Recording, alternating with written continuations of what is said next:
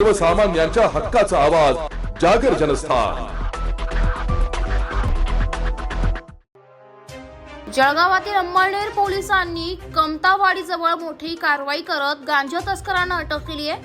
अंमळनेर पोलिसांनी तालुक्यातील कमतवाडी गावाच्या परिसरात सोमवारी सायंकाळी मोठी कारवाई करत गांजाची वाहतूक करणाऱ्या दोघांना अटक केली आहे। पोलिसांनी त्यांच्याकडून सुमारे लाखो रुपये किमतीचा 4.5 किलो वजनाचा गांजा जप्त केलाय।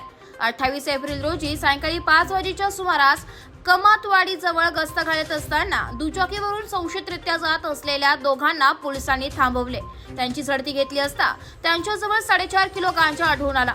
पोलिसांनी तत्काळ दोघांनाही ताब्यात घेतलं असून त्यांच्या विरुद्ध गुन्हा दाखल करण्याची प्रक्रिया सुरू आहे। या कारवाईत पोलिसांनी गांजासह दुचाकी देखील जप्त केली आहे।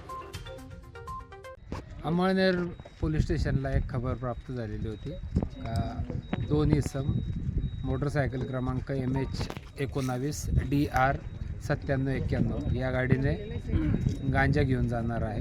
त्यावरून आम्ही सरकारी पंच फॉरेन्सिक टीमसह येथे येऊन कारवाई केलेली आहे। कारवाईमध्ये 4 किलो 500 ग्रॅम गांजा प्राप्त झालेला आहे।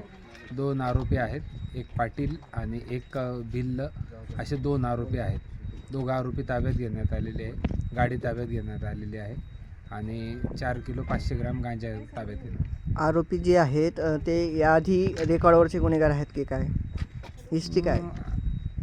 प्रायमरी फेजला तर अजून प्राप्त नाही झालेली आहे तशी काही माहिती किंवा यापूर्वी त्यांच्यावर गुन्हे आहेत नाही आहे। कोड चेकर किंवा इतर माहिती प्राप्त झाल्यानंतर निश्चित सांगू शकू का बा त्याच्याविरुद्ध यापूर्वी गुन्हे आहेत अगर। जागर जनस्थान करिता प्रतिनिधी फराज अहमद, जळगाव।